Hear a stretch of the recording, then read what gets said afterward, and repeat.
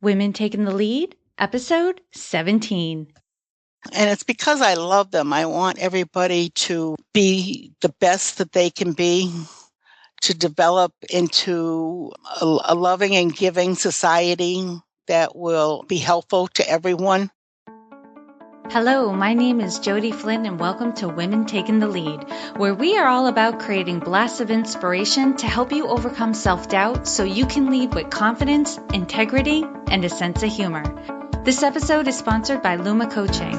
Want some support to get your dreams off the ground? Go to womentakingthelead.com/coaching to sign up for a consultation with me. Now, your future awaits, so let's get started. Hello, everyone, and thank you for joining us today. I'm here with Cathy Flynn, who is my mom, and she is a proud mother and grandmother. She has been married for almost 46 years to her husband, Richard, and they have 8 children and 11 grandchildren. All 8 children have graduated from college, and she says they are successful. Cathy herself graduated from college when she was in her late 40s. Her passions are her children, grandchildren, and the Catholic Church. Her hobbies are reading, crocheting, knitting, and babysitting her grandchildren.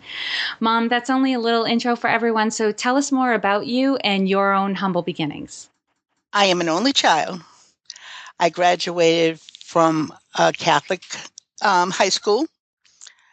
I met your father in my early teenage years. We started dating just before I turned 21. I was in college at the time, and so we decided when we got engaged once I graduated that we would get married. As it turned out, I didn't graduate. I didn't make it through the teaching program. I didn't realize at that time what I wanted to be, so I had studied teaching. We got married in June. I was pregnant within the first year, and I had our first child in 1970, and our last child in 1980. The children have been everything in my life, and they still are. But I did discover that I needed something else for myself. So I went back to college when I was in my mid to late 40s and graduated with a degree in speech pathology. I did it not so much that I want to be I was interested in speech pathology, but it was more to prove that I could graduate because I wanted our children to graduate from college at the time. And actually, they gave me the impetus to do it because your sister Kerry, and your brother Sean were in college at the time. And I ended up graduating the same year as Kerry did. So this gave me a chance to prove myself that I could do it because I wasn't fulfilled completely. The majority of me was fulfilled with raising you children because I loved you more than anything else in this world. But I needed something to prove that as an individual I was worthy. And I did this by going back to school. I'm getting emotional about this. Don't make me cry, Mom. No, I'll try not to. Cry. Oh, boy. Well, Mom, you've definitely had successes in many different areas of your life. And, I know you've gained a lot of confidence from your early years, but take us back to a time when you were playing small, right? And you may not have been aware of it at the time. Share with us the stories and the lessons you learned. Okay. You're right about not realizing it at the time. It wasn't until, I'd say the last 10 or 15 years that I realized how interested I was in nursing, but I played it small. I was afraid that I wouldn't make it through the biology and chemistry and all the science classes that would go with nursing. I did volunteer at a hospital while I was in high school. I was what you call a candy striper, and I worked in a lot of the different areas from the pharmacy to delivering the mail to helping feeding the patients and everything. And I was really interested in that. I love helping people, but I was small. I didn't try. And I do regret it now because I never knew anything else that I was really passionate about. I didn't give myself a chance. In fact, I realized that I didn't even know anything about being a practical nurse, a licensed practical nurse. Even though they do study, it's not quite as hard as the RN program. But I didn't give myself a chance of doing it to try it. Mom, how does it change how you live today, knowing that, there was a time in your life where you didn't believe in yourself, you didn't think you were capable, but now you know you are. How does that change how you're living today? If something comes up that I might be hesitant about, I will still try. I will research it before I got into it. Maybe I do a lot more reading. I talk to more people asking advice. I talk to you kids maybe about something if I have a question. I don't put it on the back burner like I would before, hoping that everything would come out. And I pray a lot. I turn to Jesus and I ask him, is this what you want me to do? If it is, something happens that leads me in that direction, I'll go that way. I won't hesitate. Um, I don't believe in putting off till tomorrow type of philosophy. I'd rather get it today, do it today. If I fail, I fail. That's all there is to it. But more often than not, I will succeed. Mom, give us an example of something that you came across where you weren't too sure about, you kind of wanted to do it, but you had to do more research. Uh, well, one thing was when I went back to school. Because I had gone to school when I was younger, I had college credits. Now, when I went back, I was about 45, 42, between 42 and 45 that when I started back. And I remember going up the stairs to the administration building and saying to myself, if they accept most of the college credits from the original time I went to school, then I'll go back to school. So I did. My stomach was churning. Oh, I felt horrible, but I knew it was my nerves. So as soon as I walked into the office, I calmed down and I asked, and sure enough, they accepted my original credits. So I only had it. It took me 2 years to complete my bachelor's, and that's why I went to school because I gave them a chance. If it was meant to be, then everything would fall in line, and it did. I was very happy about that. Now, share with us a time in your journey when you had a wake up call. Take us back to that moment and share with us the steps you took that led to your success.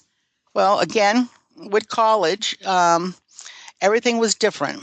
In my 40s, I don't learn as easily as I did when I was 18, 19 years old, but I took notes.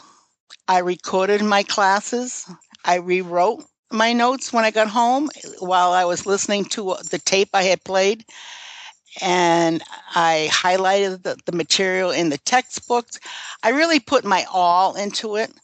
And while we're at it, I have to thank your father because if it wasn't for your father, I wouldn't have been able to do it. He took on a lot of the responsibilities I had of, taking care of the house, making supper and cleaning the clothes, washing the clothes and everything. He took that on himself for me and helped me to get through school. It was hard. It was a lot of work, but it was well worth it. And I learned a lot. And I met a lot of nice people. Mm. And what I want everyone to get is there's no one way to lead. We're all different. We're going to lead differently. You and I had a whole conversation about this last night. But Mom, how would you describe your leadership style? I never even thought of it as a leadership style, but I realized lately that most of it I suggest. I don't tell people what to do or ask them what to do. I kind of make suggestions, and I'm not sure if that's a good leadership style because people don't. I want people to take my suggestions, but they don't have to because that's all they are suggestions. Um, I think it was because my personality, I don't like being told what to do. If you ask me to do something for you, I would climb the highest mountain to do it for you. But somebody telling me that, so I try to avoid doing that to other people. But they they don't like my suggestions either. So I'm not sure what my leadership style is. I'm still developing, even though I'm in my 60s. I'm still learning how to be a leader. Mom, what is one thing you're working on right now that you're really excited about? I'm excited about the Castillo movement. The Castillo movement started in Spain in the 1960s. It evolved into a program that teaches you about Jesus, about the Catholic Church, about our faith. It gives you a feeling of security, of love, of wanting more for the church. It makes you aware of every person in the church and how much we are family and Jesus is our Savior. It makes you realize how much He loves you and how much you are learning to love Him more, to grow in your faith, and to want other people to grow with you. Um, I made my Castillo in 1983 originally, and I had a great weekend. But it has even grown more. Your sister Kerry made the weekend. I think it was 2012. And since then, our parishes have blended together. We were members of St. Catherine of Sweden, and now it's Sacred Heart, St. Catherine of Sweden. And the people are wonderful. And a lot of the people there have made a Castillo. We have grown in our faith and in our love for everyone. And I just want to share that with everyone in any way I can. You have to have a sponsor to go on the weekend, and so far I have sponsored 3 lovely women, and I just want everyone to learn to love Jesus like I do. And Mom, because I'm curious about this, I don't know much about it. How does Crucero differ from just religious education? Well, for one thing, you have to be an adult, okay? And I know it sounds why, because you have to appreciate certain things. Children don't appreciate as much as an adult does. As they get to be teenagers, they do. But the way the weekend was developed, they have what they call royals or teaching experiences on different topics that people give. And a child wouldn't be able to be away from their family for that long of a time. It isn't really long, but for a child, it would be. Um, and I think as you grow older, you're searching. And this is an area where you might find some answers to your questions, or you might find a way to get your answers, somebody to help you. Um, we you can have 2 people going on a Castillo and they'll come away with 2 different things. We all experience it differently. I don't know why. It's just a matter of faith, I guess. What you're meant to hear. Some people won't hear they can't repeat everything from the weekend because they didn't get everything. They get a certain thing. So you're constantly learning. It's teaching you how to learn, where to search for your information, to learn to appreciate the saints, our leaders, our priests, and our Pope, especially Pope Francis. I just love him. But it's taught me to appreciate the doctors of the church, Pope John Paul II, John the 23rd, with his, I'm sorry, my mind has gone blank for the word. It's okay. Because what I wanted to say, Mom, just to sum it all up, what I'm hearing is that the Castillo is a program developed within the Catholic Church for adult Catholics who are looking for more answers and to understand their faith more deeply. Exactly, okay. Jody. You word it very well. I feel like I'm on the hot seat, I'm afraid. You are in the hot seat, Mom. That's okay. Strange things happen when you're in the hot seat. Okay, now I'm going to do a quick leadership roundup. So tell us, what is one practice that makes you a better leader? I think it's my love for everyone. I want the best for our children, for our grandchildren, for our friends. And it's because I love them. I want everybody to be the best that they can be, to develop into a loving and giving society that will be helpful to everyone. But everything, it's based on love. And I love you. I love your brothers and sisters, and I love your nieces and nephews. I love the people at church. I love my friends. And the more that grows in me, the more I can give to everyone else. And what is one book that you would recommend to a woman to help her develop her leadership? Ooh, boy. There's quite a few books that I have read lately. I'm a contradiction in a way. I love my regular books. I love my mysteries and stuff like that. But I have developed more into, I guess, more of a spiritual books. The book I'm reading right now, which I think is great, it's Life's Greatest Lesson by Alan R. Hunt, which is excellent. And when I was talking about Castillo, Matthew Kelly has a program called The Dynamic Catholics, and he has quite a few books. If you go to dynamiccatholic.com, you can get the information on them. They have free books for people, and you can even, if you belong to a parish, ask your pastor if he will sponsor where he gives everybody a book for Christmas or something like that will help the church and keep them enlightened on what's happening in their faith. Awesome.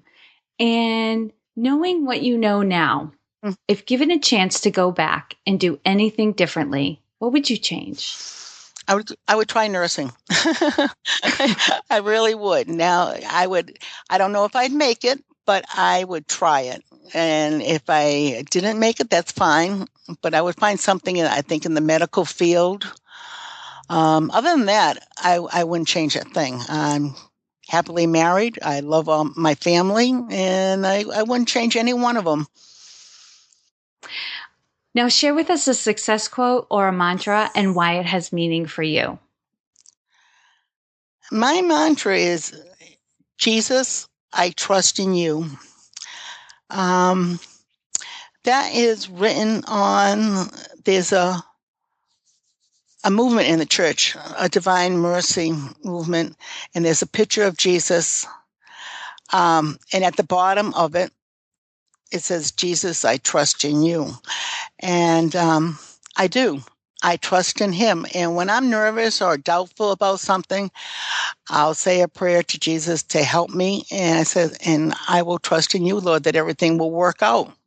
And so I keep that in my mind, that I can trust in him. I have faith in him. And Mom, if someone wants to reach out and connect with you, what's the best way for them to do that? Probably on Facebook or my email. It's supergrammy5@hotmail.com. I would love to hear from anybody. I love people, and if anybody wants to contact me, feel free to do so. And on Facebook, you're Cathy with a C, Cathy Taylor Flynn. Right. And you can find all the links and resources shared in this episode at womentakingthelead.com, or you can use the short link, which is womentl.com.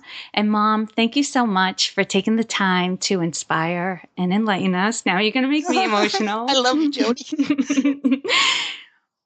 We are all better for having met you. Love you, honey. Thank you for joining me on Women Taking the Lead. Were you inspired to take some action today, but maybe don't know where to start? Or maybe you have so many great ideas you can't decide where to focus your attention.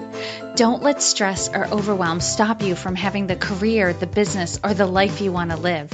Head over to womentakingthelead.com/coaching or use the short link womentl.com/coaching to sign up for a consultation with me.